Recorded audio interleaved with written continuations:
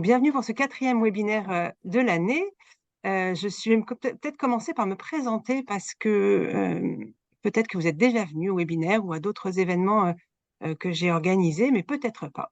Donc, je suis donc Clotilde, je fais partie de l'équipe de permanents de Centrale Nantes Alumni et je suis coach pour les diplômés.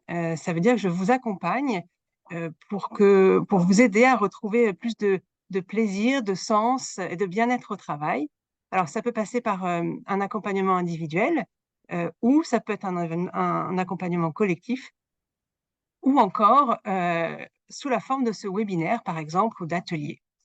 L'idée étant de vous inspirer dans le cadre de ce webinaire. Alors, ce webinaire, il a donc une thématique bien particulière puisque on a Olivier Varteressian qui est là et qui va nous présenter les travaux de recherche de Google sur le management. Et donc, l'intention de ce webinaire, c'est de vous aider à prendre de la hauteur sur vos pratiques, vous, de management, donc soit en tant que manager, soit en tant que manager d'ailleurs, et donc de vous inspirer avec des bonnes pratiques. On va voir qu'est-ce qu'un bon manager, c'est quoi le secret d'une équipe efficace. Donc, de vous inspirer, mais aussi de vous inviter à un moment réflexif. Qu'est-ce qui résonne avec ce que vous faites déjà? Qu'est-ce qui est loin de ce que vous vivez? Et peut-être ce que vous avez ensuite les actions que vous avez envie de poser. Ça, c'est mon côté coach un peu, qui vous invite à écouter avec un côté, voilà, en vous posant des questions. Voilà pour l'intention de ce webinaire. La façon dont ça va se dérouler, donc c'est comme tous les précédents, c'est-à-dire on va avoir avec Olivier une trentaine de minutes à peu près de présentation donc des travaux de recherche de Google sur le management. Et puis ensuite une large place, au moins 20 minutes, sur vos questions. Donc vous pouvez bien sûr les poser dans le chat. Donc vous les posez dès maintenant, vos questions, au fur et à mesure qu'elles vous viennent. Et puis on les traitera plutôt vers la fin. Voilà pour ce qui est prévu dans le déroulé. Je vous disais, n'hésitez pas à mettre votre caméra parce que c'est plus vivant pour nous, et puis ça vous permet aussi de vous voir. Après, si on a un problème de connexion, on verra. Aujourd'hui, ça devrait aller mieux pour ceux qui étaient au dernier webinaire. Il y a eu un petit problème de connexion dû à une maintenance informatique à l'école, mais cette fois-ci, il n'y a pas de maintenance en cours, donc tout va bien. On devrait pouvoir faire sereinement ce webinaire. Voilà pour le déroulé. Ensuite, je voulais vous faire un petit sondage pour savoir si vous étiez familier avec les pratiques de management et si vous étiez manager. Donc, je vais vous poser une question. Là, vous allez le voir. Normalement, il doit apparaître à votre écran. La question, c'est est-ce que vous êtes manager? Ce qui nous permet aussi de voir, nous, Olivier et moi, qui est là, et aussi d'adapter éventuellement. On vous laisse le temps de répondre.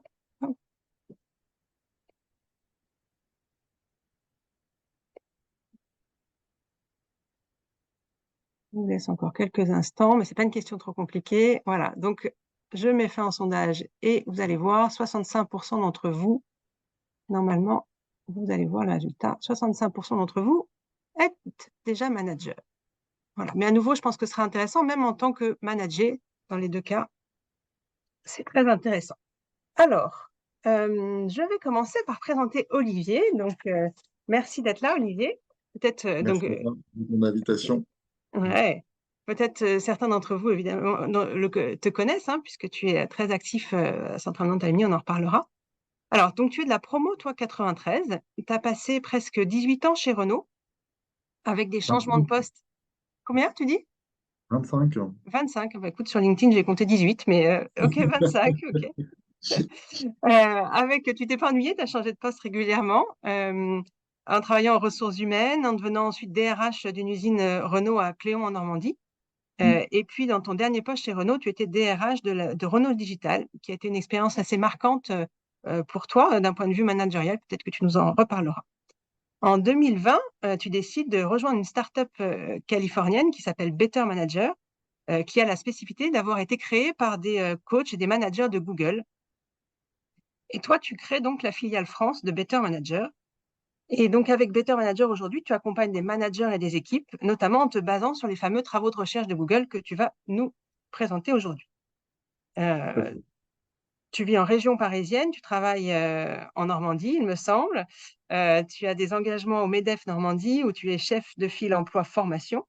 Comme je disais, Ouais. tu es aussi très impliqué dans la vie de Centrale Nantes Alumni puisque tu es administrateur et puis membre de la commission vie professionnelle, bien-être et vie professionnelle.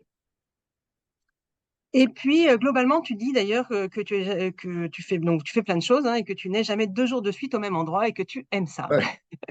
Ça fait partie de ton Ça fait ADN. partie. Ouais, tout à fait.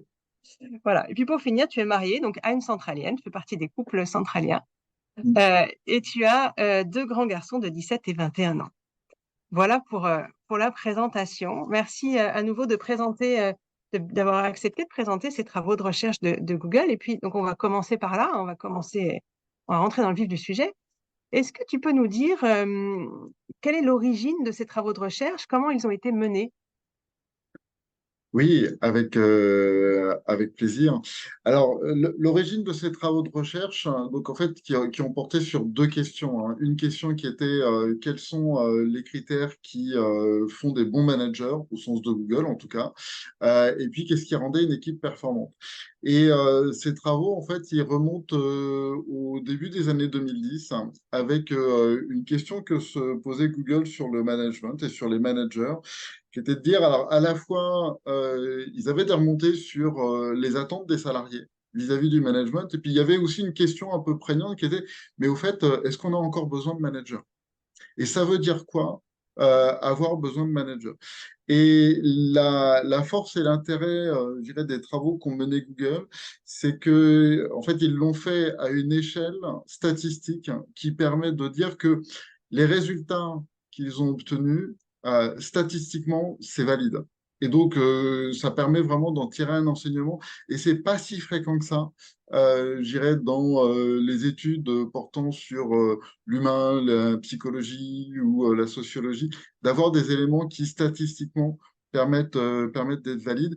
Et voilà, donc c'est un des intérêts, je dirais, des éléments que je vais vous présenter. L'autre élément qui est intéressant, c'est que Google, c'est une entreprise mondiale, que je dirais, les travaux de recherche qui ont été menés ont effectivement été menés dans le monde entier. Et c'est intéressant parce que, bien évidemment, dans le management, on va retrouver des biais qui peuvent être des biais de culture locale. Et en même temps, bah là, quelque part, on a quelques guidelines un petit peu transversaux, je dirais, qui, je dirais, sont je dirais, en dehors de ces biais-là. Et donc, comment ils l'ont fait? Bah, c'est, je dirais, vraiment au travers à la fois d'enquêtes, de sondages, de questionnaires. Ils ont mis aussi en place des remontées, je dirais, spontanées, c'est-à-dire finalement des formulaires qui étaient ouverts pour avoir des remontées de la part des salariés. Ça a été aussi très concrètement en passant par l'observation de ce qui se passait dans les équipes, des interactions entre les gens, des choses qui, très franchement, aujourd'hui, on ne pourrait pas les faire en France parce que, je dirais, en termes d'agglomération de data, je ne suis pas sûr que c'était très RGPD. Mais en tout cas, d'un point de vue scientifique et statistique, ça leur a permis d'agglomérer plein de données, plein d'éléments différents et, je dirais, sans obligatoirement aller dans de la data science pure et dure, mais au moins d'avoir, je dirais, vraiment un traitement de fond statistique qui permettent de faire ressortir, on va appeler ça des patterns, hein, des éléments qui sont valides statistiquement, à la fois dans les critères managériaux et dans le mode de fonctionnement, dans le mode de fonctionnement des équipes. Et ce qui est intéressant aussi, c'est qu'ils l'ont fait reboucler, c'est-à-dire qu'il y a eu vraiment cet aspect de OK, on fait nos enquêtes on reboucle nos enquêtes régulièrement de manière à voir est-ce que ça évolue ou est-ce que ça évolue pas. Ok. Ouais, super. Et donc, on va parler résultats maintenant. Ouais. Et notamment, tu voulais rajouter quelque chose? Non, j'acquiesçais, je C'est commence ta à question, voilà. partager. Et donc, notamment des fameuses 10 compétences clés d'un bon manager. Et Ouais, les 10 compétences clés d'un bon manager, tout à fait. Alors effectivement, ce projet, c'est un projet qui s'est appelé chez Google le projet Oxygène, hein, sur les 10 compétences clés. Au départ, ils en recherchaient moins, ils en recherchaient 8, hein, essayer de retrouver les premières. Et puis au fil du temps et au fil finalement des enquêtes complémentaires, ils en ont amené, deux supplémentaires. Alors, ces critères clés, quels sont-ils? Le premier, l'ordre a du sens, hein, dans les critères, hein. Le premier et de loin, c'est être un bon coach. Alors, ça veut dire quoi être un bon coach? Euh, Parce que finalement, dans le management, il y a plein de critères, il y a plein de critères différents. On va, je dirais, avoir des critères autour de est-ce que je sais fixer des objectifs, est-ce que je sais les relever, est-ce que je sais prendre des décisions, est-ce que, voilà, il y a tout un tas de critères. On va en retrouver un certain nombre dans ces des critères-là. Mais là, le premier de loin, c'est être un bon coach. Et ça veut dire quoi? Ça veut dire fondamentalement s'intéresser aux personnes de son équipe et avoir cette envie de développement en poussant, tirant, mais faire en sorte que la communauté humaine avec laquelle on travaille, son équipe, eh ben, on va avoir envie de la développer, de la faire progresser et de s'y intéresser humainement parlant. C'est un marqueur très important. De loin, c'est le critère qui, je dirais, est le plus important. Le deuxième, c'est avoir une vision globale du management et impliquer son équipe. Ça veut dire quoi? Ça veut dire cette vision globale du management, bah, c'est un peu le contraire de micromanager. C'est laisser l'espace de respiration à l'équipe pour, je dirais, pouvoir faire son boulot. Dit autrement, en partie délégué, hein, et se positionner dans une vision globale, permettre à l'équipe d'exercer son expertise et l'impliquer dans le fonctionnement de l'équipe.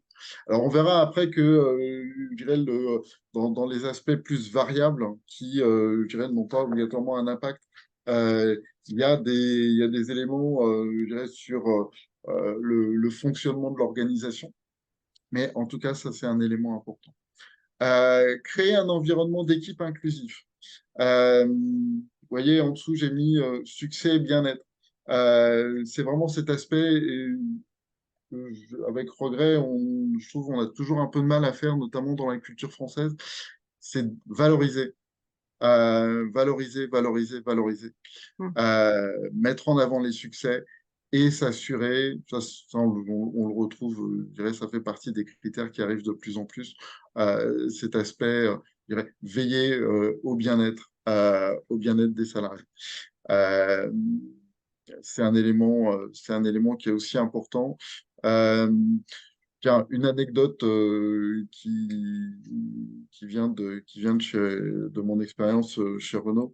À un moment donné, j'ai eu l'opportunité de mettre en place, notamment, je dirais à l'époque, je ne travaillais pas chez Better Manager, mais j'étais déjà en contact avec eux, un mode de fonctionnement sur des gouvernances partagées. Et un des points qui était super intéressant, c'était d'avoir comme résultat que on avait 85% de taux de satisfaction, je dirais, sur le bien-être de la part des salariés, largement supérieur à la moyenne, très très largement ouais, supérieur à mm. la moyenne, et avec en même temps un an d'avance sur les résultats. Donc, vous voyez, là, moi, ça a été une expérience très concrète de la corrélation entre amener un environnement qui permette aux gens de se développer, et on pourra rentrer dans le détail des critères, et en même temps d'avoir cette satisfaction et d'amener de la performance. Un autre élément, c'est ne pas être bisounours. C'est des débats que j'ai souvent eu en entreprise quand j'étais DRH. La bienveillance, ça ne veut pas dire être béni oui, oui, dire oui à tout. Poser un cadre, c'est un élément qui est important. C'est important pour l'équipe d'avoir ce cadre, quelque part qu'on respecte les règles communes et que on se respecte les uns les autres. Donc, donc voilà. Certes, on s'attache au bien-être, mais le bien-être, il passe aussi par l'existence du cadre.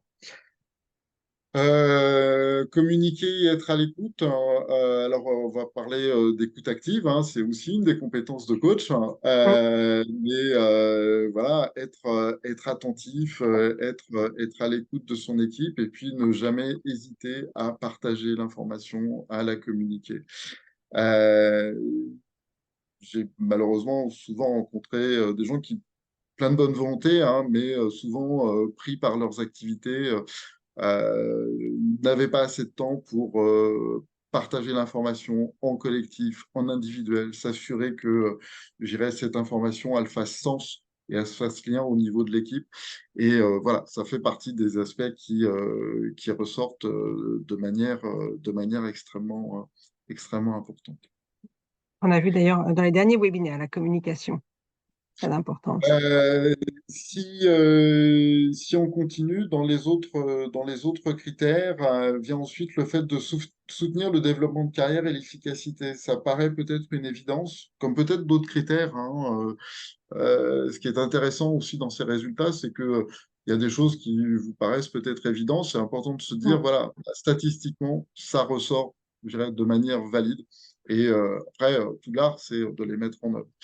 Puis Euh, sur ce point-là, on pense pas forcément, mais c'est aussi aider les gens à quitter l'entreprise si c'est bon pour eux, pour leur développement de carrière, ou à quitter le service, même si on aime beaucoup cette personne-là Exactement. et très efficace.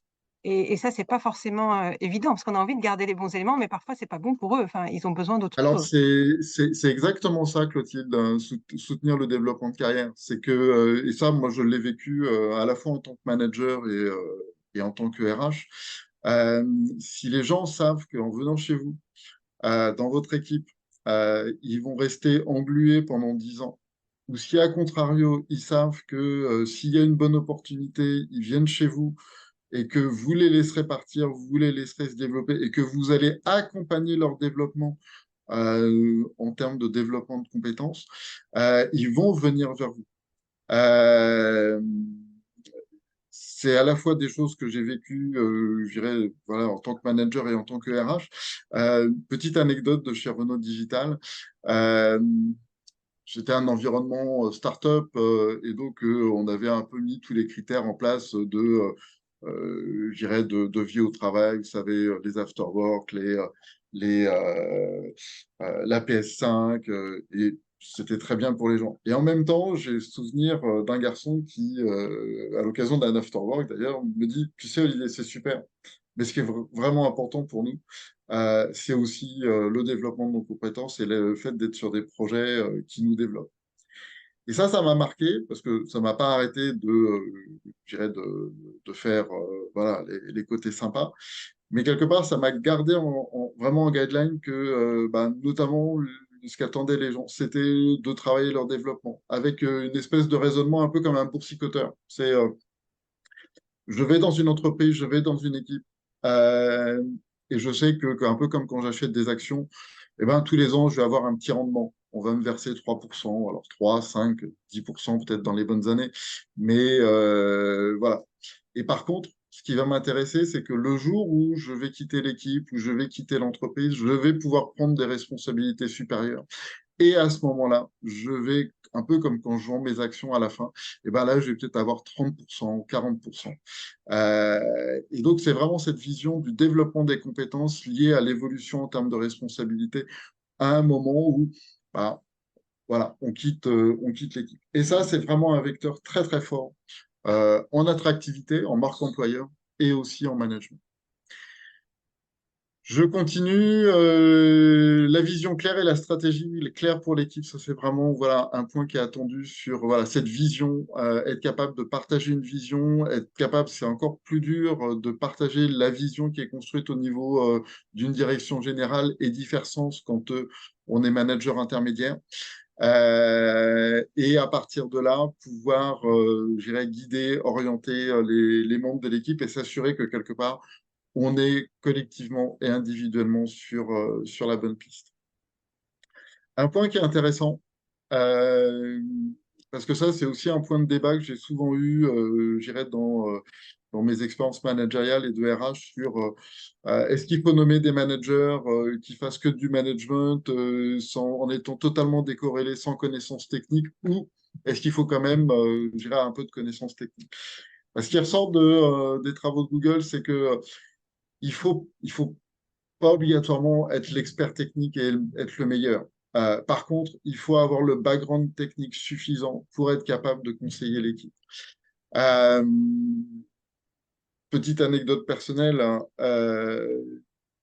quand on est dans des fonctions de management RH, il y a plein de casquettes différentes. Les relations sociales, la paye, le développement des compétences, l'international, la marque employeur, que sais-je. Et on ne peut pas être bon partout.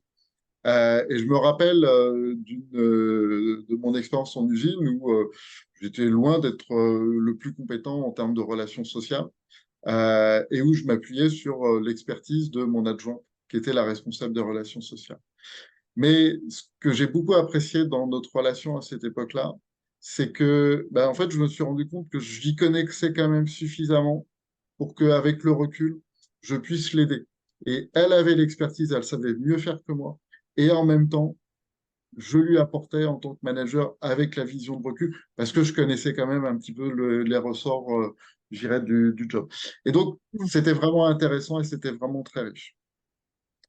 Les derniers points, et ça, c'est des points qui ont été rajoutés, je dirais, dans les évolutions de l'enquête, c'est démontrer des compétences collaboratives. Dit autrement, évidemment, comment, en tant que manager, je vais désiloter mon équipe et je vais développer les coopérations avec les autres équipes. Ce sont des points qui sont très appréciés. Et puis, le dernier point, mais qui est quand même présent, c'est à un moment donné décider, trancher. Vous voyez, c'est intéressant parce que il est présent et il n'est pas présent non plus dans les premiers. Donc ça fait, je Ouais. dirais, toute la valeur. Un petit point quand même, il y a 3 points qui sont des embûches qui ont été détectés aussi. Et ça, c'est aussi intéressant de les avoir en tête. C'est avoir du mal à prendre sa place en tant que manager, et notamment, je dirais, dans des équipes où, en fait, quand on est nommé manager d'une équipe où on a des collègues, où on était collègues, cette question de prendre sa place, Mm. c'est un peu corrélé à la présence managériale, hein, c'est voilà, prendre sa place en tant que manager et sa présence managériale, sa posture en tant que manager. Alors, ça dépend de la culture d'entreprise, ça dépend de la culture de l'équipe, c'est quelque chose sur lequel je considère qu'on a toujours à se réinventer en tant que manager. Et quand personnellement je suis passé d'une équipe à l'autre, voilà, on ne met pas en place les mêmes ressorts, mais en tout cas, il y a cette question de comment j'occupe la place, comment j'occupe, quelle posture je prends en tant que manager. Et puis l'autre embûche, c'est passer trop peu de temps à manager et à communiquer. Je le déplore notamment, je dirais, dans la culture française, où très très souvent, on est manager en fait quand on a le temps. Mm. Et c'est pas une question de mauvaise volonté, hein, mais c'est qu'en fait, on se retrouve d'abord à traiter les sujets techniques pour ses chefs ou des dossiers voilà, dans son organisation. Et malheureusement, le temps laissé, je dirais, au management, au développement de l'équipe, du collectif et au management individuel passe trop peu de temps. Je me rappelle, et ne serait-ce que, voilà, simplement aussi passer, être présent. Je me rappelle malheureusement de collaborateurs dans des équipes qui me disaient, bah, tu sais, mon chef, il passe tous les jours devant moi et il s'arrête jamais pour me dire bonjour. Ben, voilà, ça fait la différence Mm. dans la performance d'une équipe. C'est sûr. Donc voilà, ça c'est sur les éléments, sur les critères pour faire, je dirais, un bon manager. Ouais. Peut-être que tu veux qu'on passe sur les Oui, qu'on critères passe à la suite. Sur techniques. la deuxième, en fait, il y a eu deux vagues, si j'ai bien compris, hein, de travaux de Ouais. recherche. Mm. Et après, la deuxième vague a concerné les ingrédients d'une équipe efficace, une équipe parfaite même, hein, le mot parfait a été utilisé. Donc, on peut passer Ouais. à ça, si tu veux. Ouais, tout à fait. Effectivement, la question c'était voilà, qu'est-ce qui fait une équipe parfaite? Qu'est-ce qui permet à une équipe d'atteindre cet état? Alors, on va parler cet état de flow où en fait, Mm. voilà, tout fonctionne sans effort. Il y a à la fois la motivation, la cohésion qui permet d'arriver. Et pourquoi Aristote? Parce que Aristote, ce philosophe grec, en fait, a eu dans les écrits qu'on a récupérés d'Aristote, hein, vous savez on est loin d'avoir tout récupéré, une phrase qui dit la totalité est plus que la somme des parties. Et c'est la différence entre aussi qu'est-ce que c'est qu'une équipe? Qu'est-ce qui fait qu'un ensemble d'individus, qui peut être un groupe de travail, va à un moment donné passer à un niveau supérieur d'engagement, de fonctionnement, de performance et vraiment faire équipe. Et en faisant que, effectivement, ce collectif dépasse finalement les compétences individuelles. Euh, je le dis parfois sous une autre forme, hein, l'équipe des meilleurs, c'est pas souvent la meilleure des équipes. On le voit en sport, hein, où il suffit pas, je dirais, de sortir le carnet de chèques pour avoir, je dirais, que des stars dans son équipe. Il faut finalement utiliser les forces de chacun au meilleur endroit, et ça peut être beaucoup plus efficace. Vous voyez quelques chiffres sur la durée des travaux. Là aussi, un Ouais. On voit pas, critique. pour l'instant, on voit que ta... Ah oui, pardon, si, là, ici, ok. Non, Voilà, c'est ça, 2 deux ans, ans, pardon. 180 équipes, 37 000 salariés qui ont été interrogés. Là encore, hein, sous différentes modalités, avec des systèmes d'évaluation. Et là aussi, en regardant finalement, au-delà des questionnaires, le fonctionnement réel de l'équipe en termes de dynamique de groupe, en termes de traits de personnalité, en termes d'intelligence émotionnelle. Alors, si je veux respecter le timing, j'irai assez rapidement sur les différents facteurs. Il y en a 5, et là encore, c'est l'ordre, de prépondérance. Le premier, et de loin, c'est la sécurité psychologique. La sécurité psychologique, ça veut dire quoi? Ça veut dire deux choses quelque part. J'ai pas une épée de Damoclès tous les jours au-dessus de la tête et si je fais un pas de côté, si il y a un truc qui se passe pas bien, on va me couper la tête. Et donc je me sens suffisamment en sécurité pour prendre de l'initiative, pour proposer des idées. Et notamment, bah, ça c'est un peu le deuxième critère, je me sens en sécurité pour proposer des choses et peut-être que la proposition que je vais faire aujourd'hui, c'est peut-être pas la plus pertinente et elle sera peut-être pas retenue, mais en tout cas, elle sera acceptée en tant que proposition et entre guillemets célébrée en tant que proposition. Alors on va pas se moquer de moi parce que j'ai fait une proposition, voilà, qui Dis-moi. qui paraît Mm. saugrenue. Parce que demain, en fait, peut-être que j'aurai une proposition qui va révolutionner la boîte. Le fameux droit à Donc, l'erreur, c'est ça. voilà, c'est une forme de droit à l'erreur et de droit à l'expérimentation, effectivement. Et voilà, on parle souvent de test and learn, hein, d'expérimenter et puis d'apprendre et d'apprendre aussi de ses erreurs. Une image qu'on donne souvent, hein, c'est combien de fois pour vous mettre à marcher, combien de fois vous êtes tombé. Et si vous étiez arrêté au bout de la première ou de la 10e fois, vous marcheriez pas. Donc, ça fait partie des éléments. Le deuxième critère, c'est la fiabilité.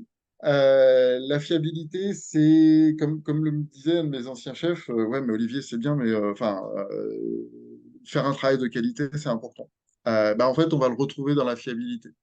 La fiabilité, c'est la solidarité qu'il peut y avoir au sein de l'équipe et qui va se retrousser les manches et qui va faire collectif, qui va faire corps pour affronter les difficultés. Mais c'est aussi faire un travail de qualité. Parce que souvent, on travaille quasiment jamais seul à notre époque. Et donc, la qualité de mon travail va dépendre du travail de mes collègues. Est-ce que les informations dont j'ai besoin pour travailler, elles me sont données en temps, en heure, en qualité? pour que moi, je puisse faire mon travail. Et donc, je compte sur mes collègues et mes collègues comptent sur moi. Donc, voilà, c'est cet aspect-là qui va être dans fiabilité. Le troisième, c'est structure et clarté. Structure et clarté, ça veut dire quoi? Ça veut dire à la fois, j'ai une mission qui est claire, et on se rend compte que c'est quand même rarement le cas. Mm. Je sais ce que j'ai à faire, je connais mon rôle, et puis je connais aussi le rôle de mon organisation, et surtout, je sais comment se prennent les décisions. Et donc, je sais quand j'ai besoin d'un arbitrage, à qui m'adresser pour avoir un arbitrage. Et dans des organisations qui sont de plus en plus matricielles, et je parle même aujourd'hui d'organisations fractales, hein, avec des dimensions non entières, eh bien, savoir à qui s'adresser, savoir quels sont les circuits de décision et d'arbitrage, c'est pas toujours évident. Euh, Quand j'étais en usine, c'était assez simple dans ma vie, hein, parce que, somme toute, dans le fonctionnement d'une usine, vous avez un patron de site, c'est à peu près le seul maître à bord après Dieu, et à partir du moment où vous êtes en accord avec lui ou elle, vous pouvez déployer, et le processus de décision est assez simple. Et paradoxalement, il m'est arrivé parfois de me retrouver beaucoup plus près de la direction générale et de n'avoir aucune idée de comment les décisions étaient prises. Mm. Et donc, cette vision-là, je peux vous assurer que c'est assez angoissant.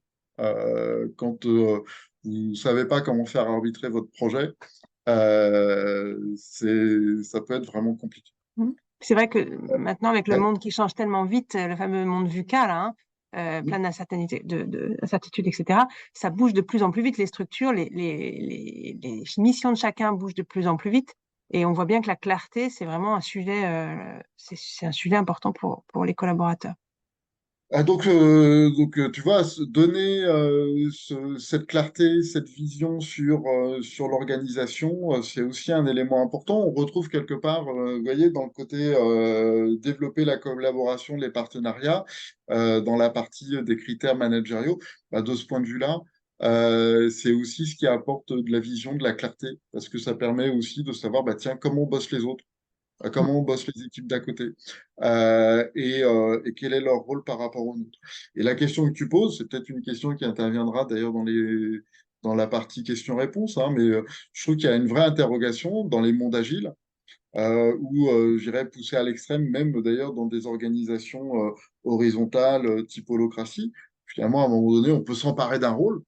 Ah oui, mais comment on le sait, comment finalement l'information elle est bien partagée sur le qui fait quoi à tout instant. C'est un élément qui est vraiment primordial. Euh, Avant la Quatrième question du chose, sens, ouais. Avant ce que, ouais, le sens au travail, ouais. alors c'est un élément dont on parle beaucoup, je dirais, quand on tourne autour des ressources humaines, du management, le sens au travail. Le sens au travail, hein, c'est quoi, dit caricaturalement, hein, je peux avoir un poste totalement subalterne dans l'organisation, mais j'ai le sens que ma petite activité modeste va contribuer, je dirais, au tout et va développer. Je sais pourquoi je viens au travail parce que voilà, je vais développer, je dirais, un sens plus global. C'est intéressant, bien évidemment, ça fait partie des critères. On voit aussi de manière intéressante que dans l'ordre de priorité, il vient en numéro 4. Ouais. Voilà, c'est un élément important, mais les éléments qui viennent avant ont été jugés un petit peu plus importants que celui-là. Et puis le dernier, c'est l'impact au travail. L'impact au travail, c'est quoi? C'est le sentiment qu'à la fin de ma journée, à la fin de ma semaine, j'ai véritablement contribué à faire quelque chose d'opérationnel et de concret. C'est-à-dire, est-ce que je crois fondamentalement que ce que nous faisons compte? Dit autrement, c'est un peu l'antidote au bullshit job. Hein, vous savez, c'est ce terme un peu à la mode des activités où finalement, non seulement on voit pas le sens de ce qu'on fait, mais finalement, on ne serait pas là, on n'est pas tout à fait sûr que l'organisation continuerait pas à tourner tout autant. Et ben voilà, ce sentiment d'impact au travail, de se dire, voilà, à la fin de ma journée, à la fin de la semaine, j'ai véritablement contribué, mon organisation a contribué à, faire quelque chose qui compte pour la boîte, pour les autres. Euh, Ce qui est intéressant, c'est de voir que bah, il y a des critères dont on discute souvent et qui ont été plus neutres dans l'enquête de Google. Alors, c'est intéressant, c'est pas des vérités absolues. Autant les critères positifs, les 5 critères que je vous ai partagés, on sait que statistiquement c'est valide. Autant le fait que ces critères-là, ces variables-là n'ont pas eu d'efficacité, n'ont pas montré une corrélation avec l'efficacité des équipes chez Google, ça ne veut pas dire que dans d'autres circonstances, en l'occurrence, ça n'en aurait pas. Mais c'est intéressant de le partager. Euh, la cohabitation entre collègues. Un des schémas mentaux qu'il y avait au début, c'était de se dire l'équipe va être plus efficace si elle boit des coups ensemble à la fin, si on fait des afterworks, si ça marche bien ou pas. Et ben en fait, il n'y a pas eu de corrélation. Alors moi, à titre personnel, c'est quelque chose qui compte pour moi, donc j'aime bien reproduire ça autour de moi. Mais voilà, ils ont montré que il y avait des équipes qui marchaient très bien et dans des cultures aussi où ben voilà, les collègues, c'était des collègues et on faisait juste bosser ensemble et on cherchait pas à développer des liens d'amitié en dehors et ça marchait très bien. Et à contrario, qu'il y avait des équipes qui pouvaient super bien s'entendre et dont l'efficacité n'était pas obligatoirement démontrée. Autre point intéressant, la prise de décision par consensus. Bah, ce n'est pas obligatoirement un critère. Ça va dépendre aussi de critères culturels. Ça va être une variable. Je vous parlais tout à l'heure d'une de mes expériences où j'ai eu l'occasion de mettre en place voilà, des bouts d'organisation partagés hein, avec des cercles de décision, voilà, des modes d'organisation. On, on ne faisait pas disparaître la hiérarchie, mais en tout cas, je dirais, il y avait des modes de gouvernance plus partagés. Il y a des systèmes dans lesquels ça marche très bien, mais voilà, c'est pas une vérité absolue. Et vous voyez, parfois, bah, les équipes, elles sont aussi en attente d'une prise de décision et d'un arbitrage de la part du management. Donc Ouais. voilà, c'est pas une vérité absolue. On a souvent l'impression que si on a des gens qui sont très très extravertis, qui vont voilà être dans la communication très forte, ça va être super. Alors c'est pas contradictoire avec ce que je disais tout à l'heure sur la communication du manager et la communication c'est un élément important, mais la communication c'est pas toujours. On peut très bien communiquer et fonctionner en silo. Ça c'est quelque chose que je retrouve très facilement je dirais, dans les accompagnements que je peux faire et dans certains bilans, en fait, c'est de se retrouver avec des gens qui parlent beaucoup, au sens positif du terme, c'est pas parler pour ne rien dire, mais qui vont échanger, mais qui vont pas avoir cette recherche du win-win. Mhm. Euh, et, euh, et donc, bah, voilà, le fait de beaucoup communiquer, d'être très, très extraverti, c'est pas simplement, je dirais, c'est pas un critère absolu. Et puis, je le disais tout à l'heure, hein, la performance individuelle, ça fait pas, je dirais, la performance du collectif. Donc, voilà, c'est rechercher finalement plutôt là où les gens vont avoir leur centre de plaisir, leur énergie faite naturellement. Et, euh, et finalement, on peut trouver des organisations avec un mode de fonctionnement pour tout le monde. Et pas avoir que des stars, au contraire, dans son équipe. Euh, c'est vraiment un élément qui peut permettre d'être aussi extrêmement développant. On va, il nous Je reste, termine avec ces ouais, points-là. tu termines. Après, il y a déjà des commentaires dans le chat qui sont intéressants. Ce sera, donc voilà, déjà une envie de partager. Donc voilà, si Ouais. tu peux prenez le temps. Donc les derniers points, je les passe rapidement. Dans les points qui ont pas eu de lien avec l'efficacité des équipes, ben, alors parfois on va avoir aussi le schéma mental de la charge de travail. Hein. Une équipe qui bosse, je dirais, 12 heures sur 24 tous les jours, elle va être efficace.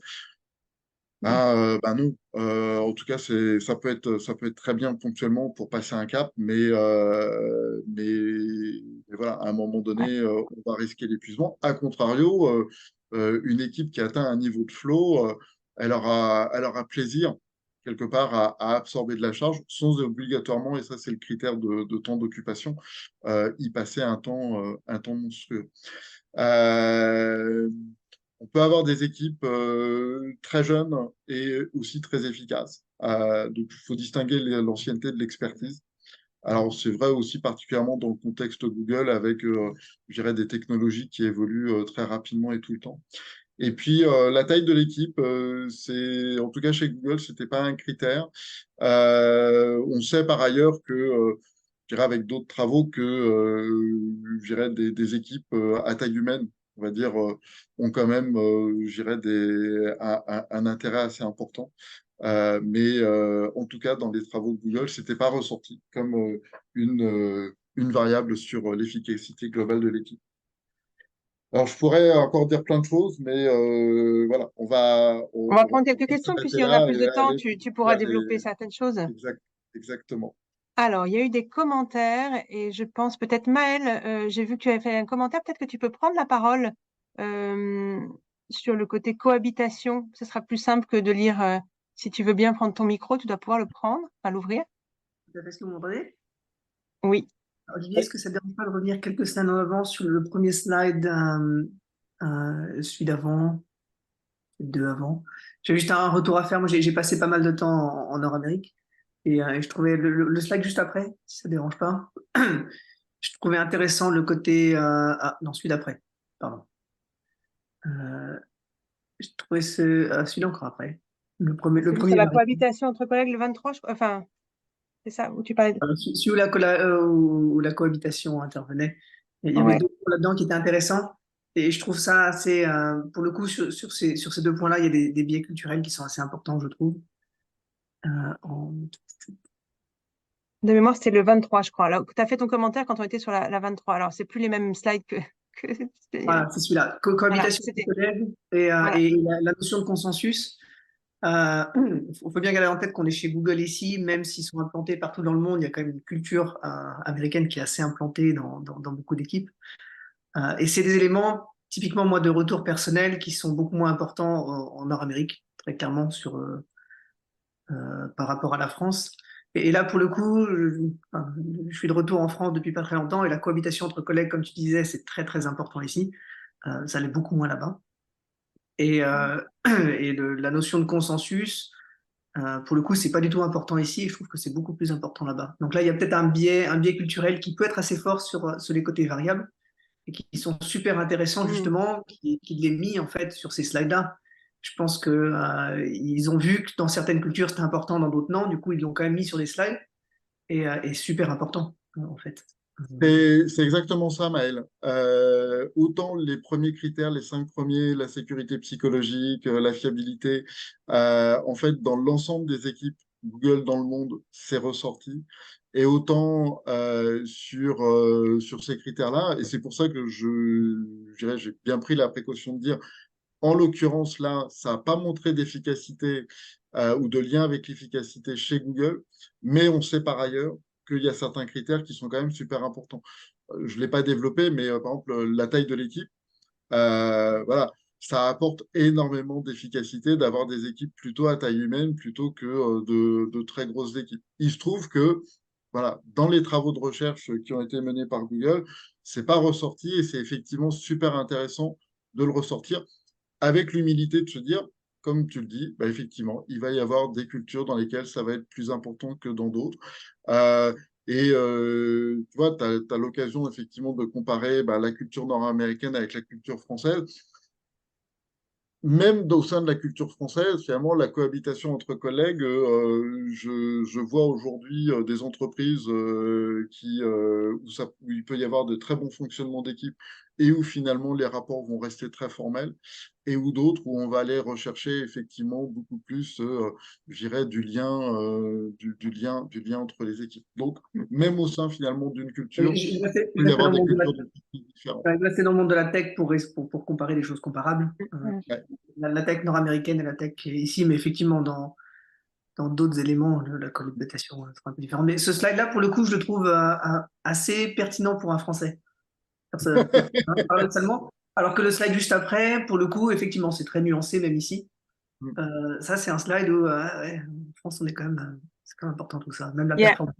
il y a Christelle qui souligne aussi sur la cohabitation le risque de cohabiter partiellement et de créer des clans et de privilégier la cohabitation pro. On n'est pas là pour se faire des amis, mais pour créer de la valeur, mais non amicale.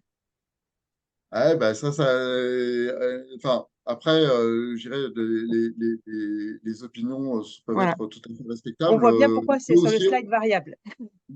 voilà, exactement. Et on peut aussi se faire des amis au boulot.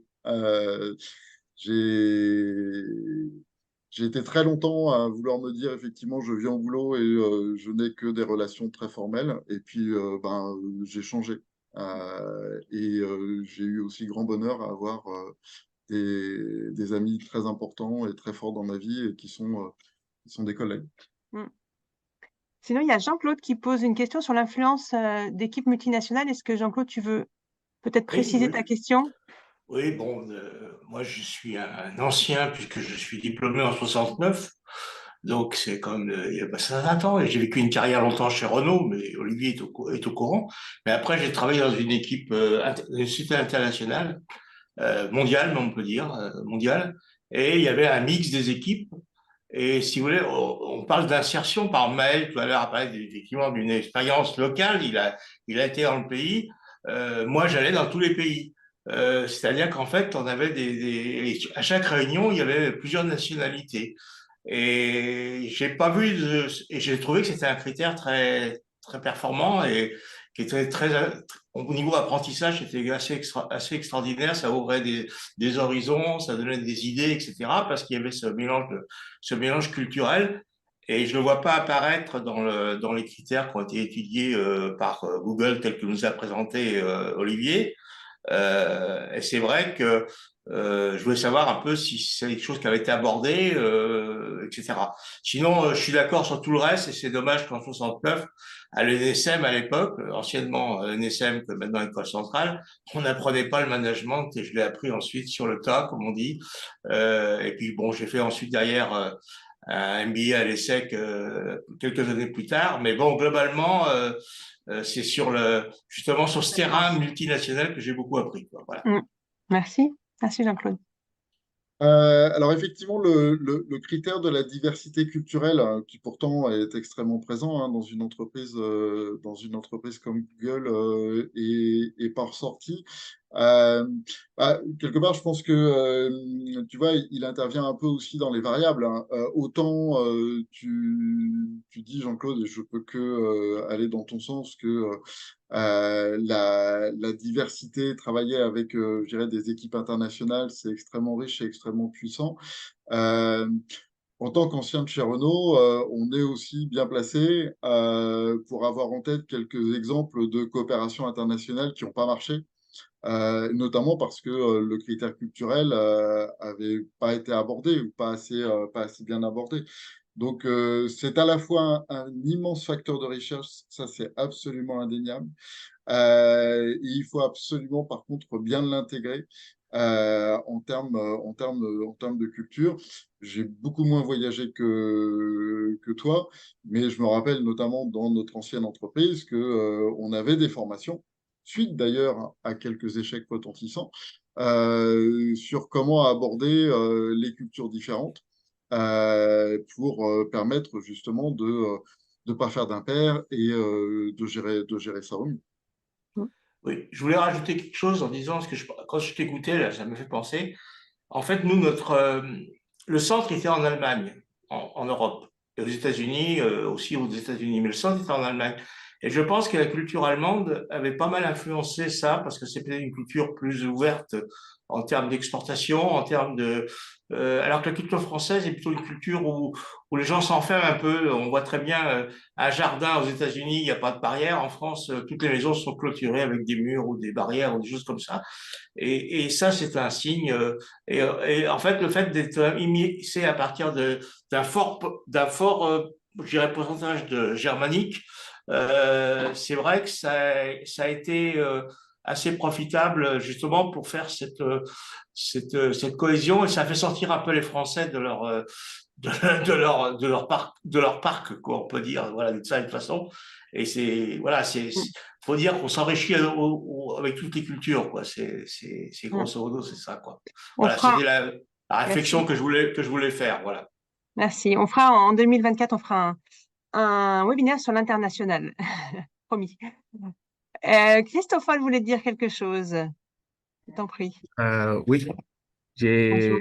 j'ai une question par rapport si vous avez quelques tips ou quelques idées par rapport à moi, parce que je viens d'avoir mon master ici à l'École centrale de Nantes, et il y a une semaine, j'ai eu mon premier travail, et maintenant je vais être un chef de projet sur un nouveau projet pour innovation dans l'entreprise.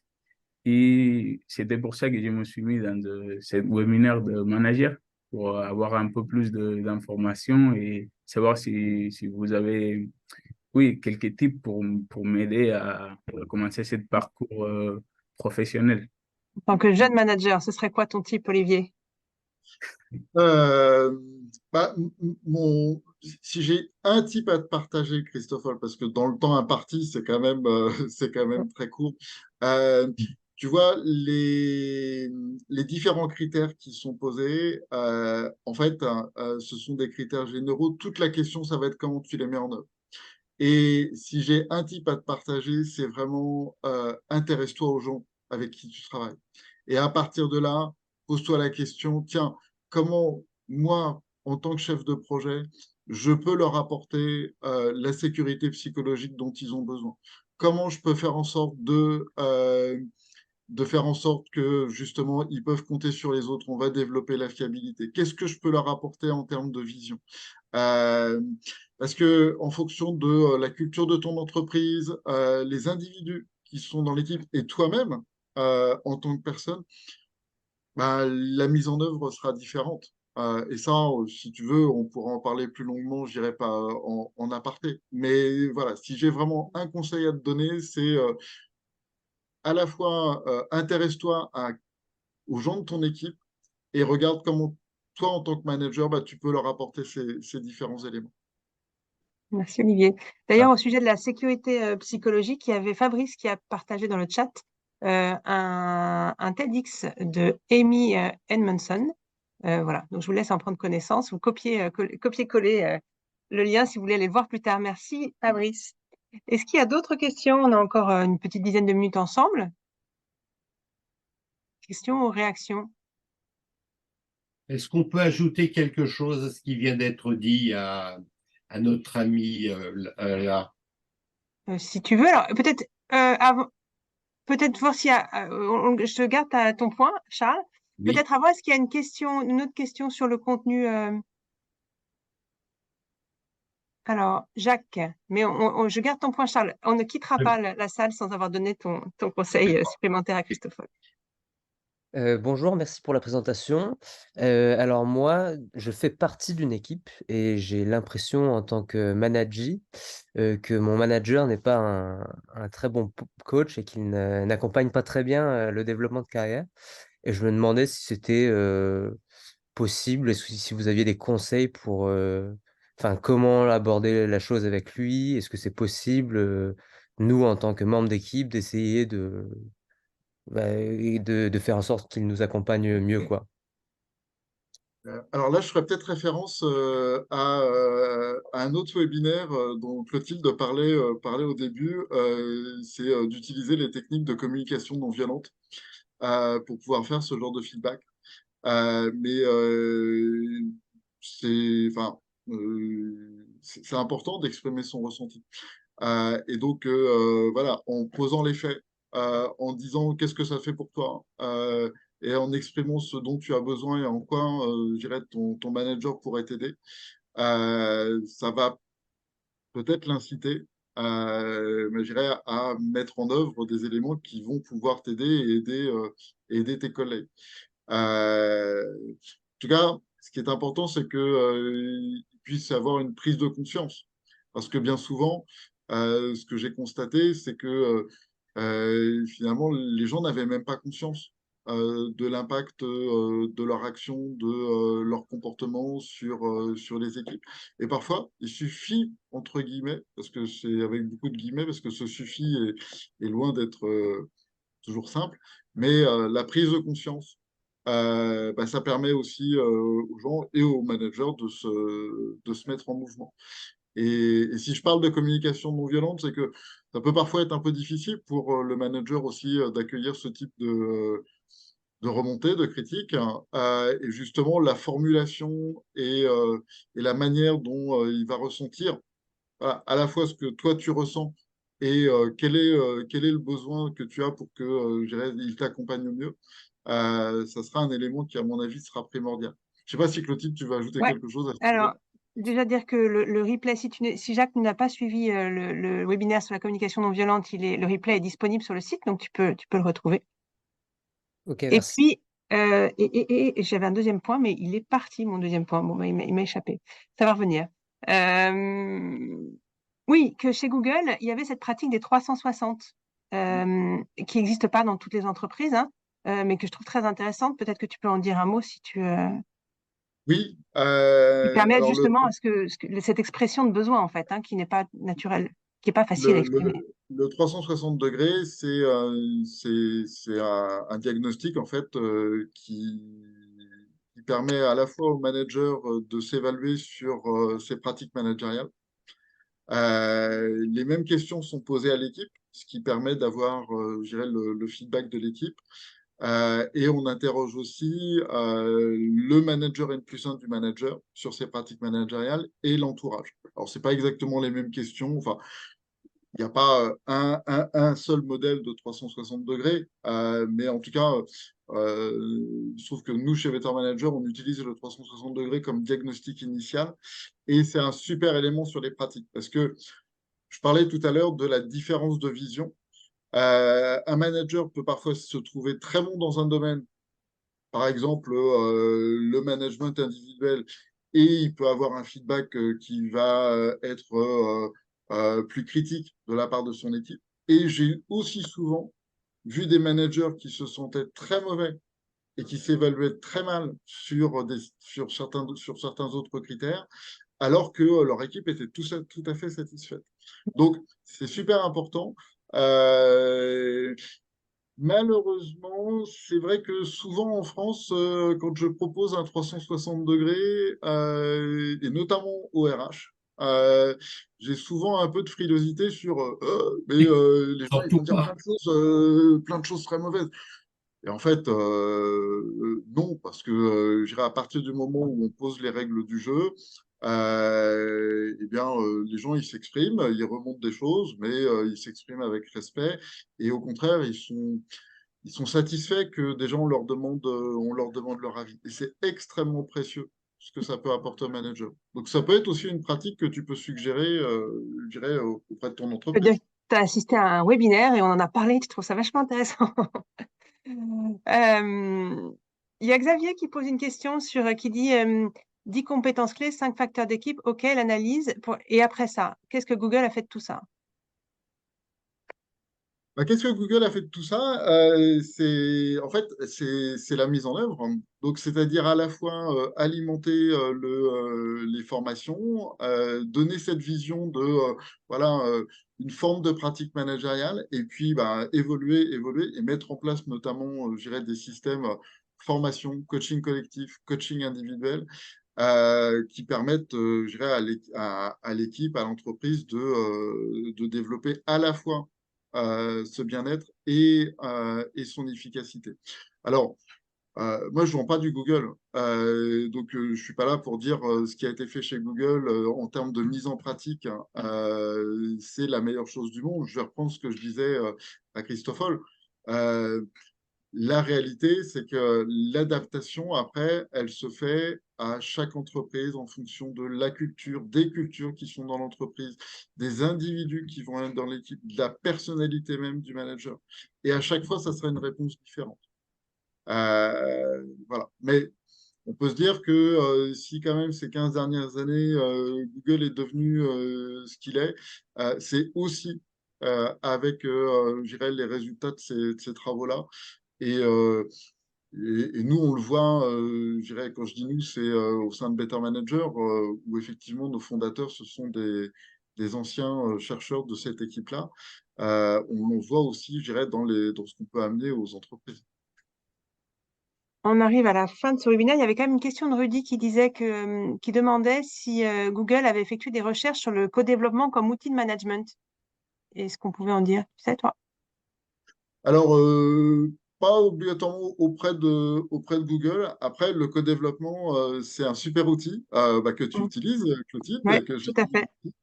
Euh, Je et, propose. euh, et dans les palettes des outils d'intelligence collective, hein, à titre personnel, je trouve que c'est un super outil. C'est assez facile à mettre en place ça permet vraiment, je dirais, de donner de la puissance, surtout quand il est utilisé dans la régularité, au partage d'idées et au partage entre équipiers. En revanche, il n'est pas facilité par le manager, hein. Il ne faut pas qu'il soit facilité par le manager. Non, on est tout à fait Voilà, d'accord. il faut juste le préciser. Je le précise là. Bon, eh bien, écoutez, merci. On arrive à la fin de ce webinaire. Je sais qu'il y en a qui doivent partir, donc on va conclure, même si j'ai pas oublié le conseil de Charles à Christoffel qu'on pourra laisser en ligne. Merci infiniment, Olivier, d'avoir pris ce temps et pour ce partage. Ben, merci On à vous, peut en c'est un savoir, plaisir. voilà, si vous avez des questions, est-ce que tu peux afficher ton contact peut-être pour que, voilà, Oui, si vous avez je des donne questions, l'adresse mail.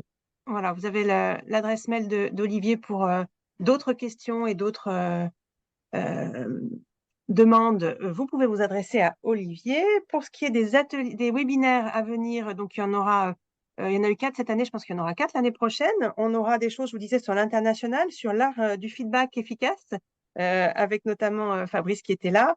On aura être un bon manager au-delà de la technique, et puis on aura aussi un webinaire sur ces entreprises à impact, ces entreprises qui s'engagent vers l'économie régénérative. Voilà, comment les trouver et comment c'est de travailler pour ces entreprises-là.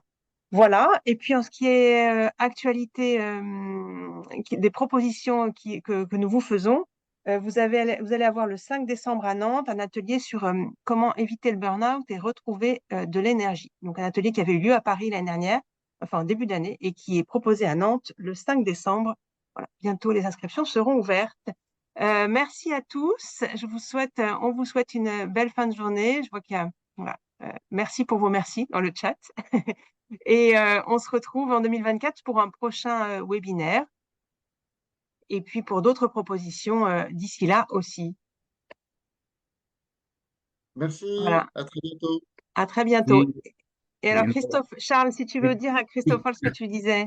oui. Ce que je voulais dire, c'est que il y a malheureusement pas de recette miracle pour être un bon manager, parce que les problèmes auxquels il va être confronté vont être de façon, je dirais, cyclique et très, très différents. Mais il a la chance de faire partie d'une communauté où on est tous liés avec notre background personnel et notre background professionnel. Donc, par exemple, je reprends l'intervention de Jean-Claude Frilot hein, sur l'international. Si tu as des gens qui font partie qui sont des internationaux dans ton équipe, tu peux pas réagir qu'avec des gens qui ont tous exactement les mêmes valeurs qu'une équipe française, purement française. Donc, la chance que tu as, c'est que nous sommes une communauté qui est toujours prête à aider, que ce soit par Clotilde, que ce soit par Olivier, que ce soit par moi-même ou que ce soit par Jean-Claude. On est tous, tu as autour de toi un tas de gens qui, à n'importe quel moment, si tu poses une question, sont prêts à surtout ne reste pas seul devant ton problème. Tu sais que tu as des gens autour de toi qui peuvent te donner des idées, surtout quand tu vas leur expliquer un problème spécifique. Répondre à ta question de façon générale, c'est totalement impossible. C'est simplement ce que je voulais te dire. Merci, Charles. Oui. Le réseau est là pour t'aider. Tout à fait. Je confirme. Oui. T'hésites pas parce qu'on te trouvera soit avec moi, soit on te trouvera un mentor ou quelqu'un pour t'aider. Merci, Charles, pour ta proposition. Merci, Est-ce qu'il y a merci. d'autres personnes qui veulent réagir, même si peut-être Olivier doit... Je pense que tu as encore 5 minutes, Olivier, si jamais il y a besoin. Ou tu dois?